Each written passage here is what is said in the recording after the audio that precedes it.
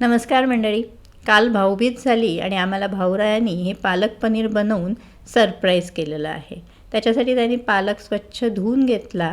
त्यानंतर असे 2 टमाटे जे आहेत ते 4 चिरा देऊन पाण्यामध्ये घातलेले आहेत.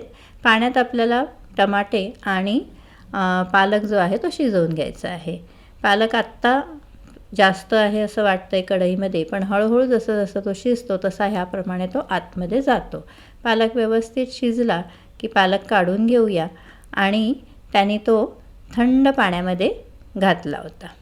थंड पाण्यामध्ये पालक टाकल्यामुळे त्याचा रंग छान राहतो.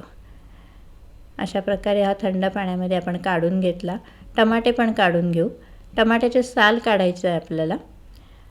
मिक्सरच्या भांड्यामध्ये पालक आणि साल काढून टोमॅटो घालून घेऊया आणि हे आपण वाटून घेऊ. हे आपण वाटलं. थोडंसं पालक त्याने बाजूला ठेवला होता आणि त्या पालकामध्ये थोडीशी साखर, हिरवी मिरची आणि भरपूर लसूण घातलेला आहे. 2 पूर्ण अशा कांड्या लसणाच्या घेतल्या होत्या त्यांनी. त्यातला निम्मा वाटणात घातलेला आहे आणि निम्मा आता इथे फोडणीत घालणार आहे. तेल घेतलं आहे, जिरं, हिंग आणि असा चिरलेला लसूण घातला आहे. लसूण छान परतला की त्याच्यामध्ये कांदा घालून तोही परतवून घेतला. धण्या जिऱ्याची पूड, गरम मसाला, हळद आणि थोडंसं लाल तिखट घातलेलं आहे आणि त्याच्यात ही प्युरी घातलेली आहे पालकाची. मिक्स करून घ्यायचं.